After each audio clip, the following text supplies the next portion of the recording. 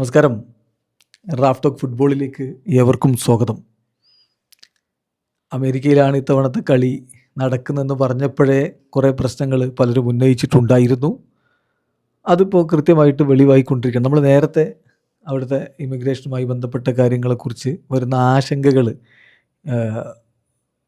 പല മാധ്യമങ്ങളും പങ്കുവച്ച് നിങ്ങളിലേക്ക് എത്തിച്ചിരുന്നു. ഇപ്പോൾ അത് നേരിട്ട് കാണുകയാണ്.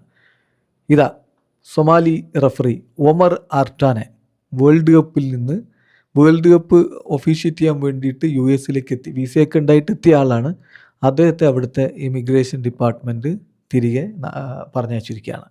തുർക്കിയിലേക്ക് നാട് കടത്തി, അത് ഡീപ്പോർട്ട് ചെയ്തു. അപ്പോൾ ഫിഫ അദ്ദേഹത്തെ വേൾഡ് കപ്പ് ഒഫീഷ്യേറ്റ് ചെയ്യാൻ വേണ്ടിയിട്ട് അപ്പോയിൻ്റ് ചെയ്തതാണ്. ഇത് വെറും ഏതെങ്കിലും ഒരു റഫറി എന്ന രൂപത്തിലല്ല. 2025 അതായത് കഴിഞ്ഞ വർഷത്തെ CAFൻ്റെ ആഫ്രിക്കൻ ഫുട്ബോൾ കോൺഫെഡറേഷൻ്റെ ഏറ്റവും മികച്ച റഫറിക്കുള്ള അവാർഡ് നേടിയ ഒമർ ആർട്ടാനെയാണ് ഈ രൂപത്തിൽ അപമാനിച്ച് തിരികെ വിട്ടിരിക്കുന്നത്. സൊമാലിയിൽ നിന്ന് ആദ്യമായിട്ട് വേൾഡ് കപ്പ് ഒഫീഷ്യേറ്റ് ചെയ്യാൻ എത്തുന്ന റഫറി എന്നുള്ള അഭിമാനത്തോടു കൂടി എത്തിയ ആളാണ് അദ്ദേഹത്തെ ഇതാ തിരിച്ചുവിട്ടിരിക്കുന്നു. ഫിഫ അപ്പോൾ ഇതിൽ ഇടപെട്ട് പ്രശ്നമൊക്കെ തീർക്കുന്ന ആരും വിചാരിക്കേണ്ട. ഫിഫ സ്റ്റേറ്റ്മെൻറ്റ് ഇറക്കി എന്താണെന്ന് വെച്ചാൽ, FIFA confirms that referee Omar Abdul Kareem Artan will not be able to train or officiate in the 2026 World Cup after his entry in to the United States was denied. FIFA does not get involved in the immigration process of the host countries including visa grants and was informed by the authorities that Mr Artan's situation will not be changed at this time. ഇതാണ് ഫിഫയുടെ പ്രതികരണം. ഞങ്ങൾക്ക് ഇതിലൊന്നും ഇടപെടാൻ പറ്റൂല, ഞങ്ങളിതിലൊന്നും ആളുകളുമല്ല.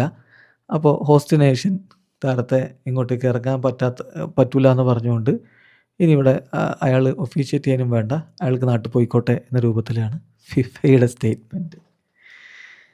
അപ്പോൾ ഇതിനെക്കുറിച്ച് പലതരത്തിലുള്ള ചർച്ചകൾ പല ഭാഗങ്ങളിൽ നിന്ന് വരുന്നുണ്ട്. ഇപ്പോൾ സൊമാലി മിനിസ്ട്രിയുടെ യൂത്ത് ആൻഡ് സ്പോർട്സ് അതിൻ്റെ അഡ്വൈസറായിട്ടുള്ള സിസെ എയ്ഡൻ അബ്ഷിർ പറയുന്നത് റഫറിക്ക് വാലിഡ് വിസയുണ്ടായിരുന്നു. വാലിഡ് വിസയുണ്ടായിട്ടും അദ്ദേഹത്തെ തിരിച്ചയച്ചത് ശരിയായില്ല എന്നാണ് ഇപ്പോൾ സൊമാലി മിനിസ്ട്രിയുടെ ഭാഗത്തു നിന്നുള്ള പ്രതികരണം വന്നിരിക്കുന്നത്. ഫിഫ കൈ ഒഴിഞ്ഞാൽ പിന്നെ വേറൊന്നും ചെയ്യാനില്ലല്ലോ. സോ അയാൾ നാട്ടിലേക്ക് പോയി.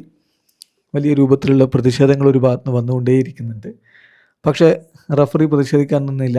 റഫറി പറഞ്ഞത്, ഞാൻ ഫിഫക്കും CAFനൊക്കെ നന്ദി പറയുകയാണ്, ഞാൻ നല്ല സ്പിരിറ്റിൽ തന്നെയാണ് ഇപ്പോൾ ഉള്ളത്. തീർച്ചയായിട്ടും എൻ്റെ കൊളീഗ്സിന്, അതായത് മറ്റ് റഫറിമാർക്ക് ഞാൻ ഓൾ ദി ബെസ്റ്റ് പറയുകയാണ്. അടുത്ത ടൂർണമെൻറ്റിനൊക്കെ അവരോടൊപ്പം ജോയിൻ ചെയ്യാൻ പറ്റുമെന്ന് ഞാൻ പ്രതീക്ഷിക്കുകയാണ്. കാരണം ഇയാൾക്ക് ജീവിച്ചു പോകണമല്ലോ, ഇനിയും വർക്കൊക്കെ കിട്ടണം.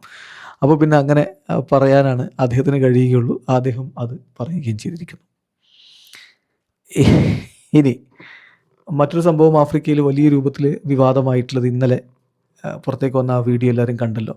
സെനഗൽ ടീം അവിടെ ലാൻഡ് ചെയ്ത സമയത്ത് ഏത് രൂപത്തിലാണ് ആ ടീമിനെ അവിടുത്തെ സെക്യൂരിറ്റി ചെക്കിൻ്റെ പേരിൽ ബുദ്ധിമുട്ടിക്കുന്നതെന്ന്. കസേരയിലിരുത്തുന്നു, കാല് നീട്ടിക്കുന്നു, അങ്ങനെ മണിക്കൂറുകളോളം വെച്ചിട്ട് ടീമിനെ പലതരത്തിൽ സ്കാൻ ചെയ്തിട്ടാണ് പുറത്തേക്ക് വിടുന്നത്.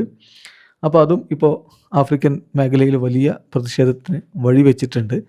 അതിൽ അവർ റെസ്പെക്റ്റ് ആഫ്രിക്ക എന്ന പേരിൽ ട്രെൻഡിങ് ആയിട്ട് ഹാഷ്ടാഗൊക്കെ പോയിക്കൊണ്ടിരിക്കുന്നു.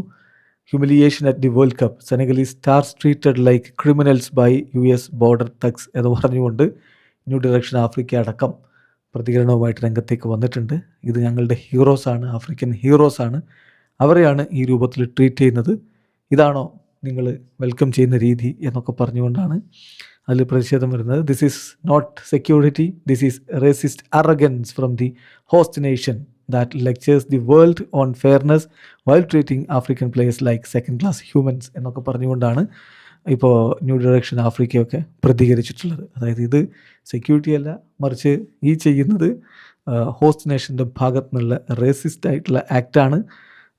ലോകം മുഴുവനും ഇങ്ങനെ ഫെയർനെസ്സിനെയും ഒക്കെ പറഞ്ഞുകൊണ്ട് വലിയ ലെക്ചേഴ്സ് എടുക്കുന്നവർ ഇങ്ങനെയാണോ ആളുകളെ ട്രീറ്റ് ചെയ്യുന്ന, ആഫ്രിക്കക്കാരെ ട്രീറ്റ് ചെയ്യുന്നതെന്നൊക്കെ ചോദിച്ചുകൊണ്ടാണ് ആ ഒരു പ്രതികരണം വരുന്നത്. ഏതായാലും അത് വലിയ രൂപത്തിൽ ചർച്ചയായിട്ടൊരു ഭാഗത്ത് വരുന്നു. ഏതായാലും CAFO ഫിഫയോ ഈ വിഷയത്തിൽ ഇതുവരെ പ്രതികരണം അറിയിച്ചിട്ടില്ല. അതോടൊപ്പം തന്നെയാണ് കഴിഞ്ഞ ദിവസം ഇറാഖിൻ്റെ സ്ട്രൈക്കർ ഐമൻ ഹുസൈനെ 7 മണിക്കൂറോളം തടഞ്ഞു വെച്ച് ചോദ്യം ചെയ്തു.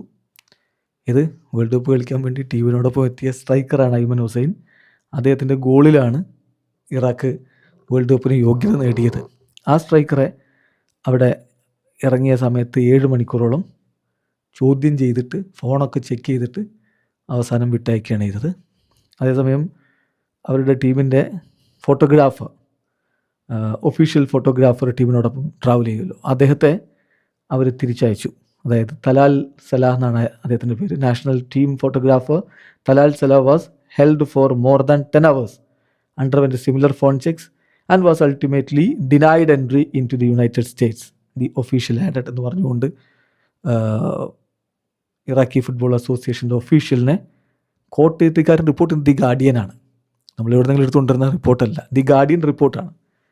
അപ്പോൾ ഫോട്ടോഗ്രാഫറെ തിരിച്ചയക്കുകയും ചെയ്തിട്ടുണ്ട്. അപ്പോൾ ഇങ്ങനെ പലതരത്തിലുള്ള ട്രീറ്റ്മെൻറ്റുകൾ നടക്കുന്നു, ഡിസ്ക്രിമിനേറ്ററി ആയിട്ടുള്ള കാര്യങ്ങൾ നടന്നുകൊണ്ടിരിക്കുന്നു. ഇത് പലരും നേരത്തെ ചൂണ്ടിക്കാണിച്ചാണ്. ഏതായാലും കഴിഞ്ഞ വേൾഡ് കപ്പിൽ ഏഷ്യയിൽ ഖത്തറിൽ വേൾഡ് കപ്പ് നടന്നപ്പോൾ പലതരത്തിലുള്ള വിവാദങ്ങൾ ഉയർത്തിയവർക്ക് ഇപ്പോൾ ഇതിലൊന്നും മിണ്ടാട്ടില്ല. ഇപ്പോൾ മുഖം പൊത്തി ഇറങ്ങിയ ടീമൊക്കെ ഉണ്ട്. അവർ ഇത്തവണ എങ്ങനെ ഇറങ്ങുന്നുള്ളത് നമുക്ക് കാത്തിരുന്ന് കാണാം. വീഡിയോ അവസാനിക്കുന്ന ഫുട്ബോൾ ലോകത്തെ കൂടുതൽ വിശേഷങ്ങളുമായി റഫ്ലക്സിൽ എത്താം.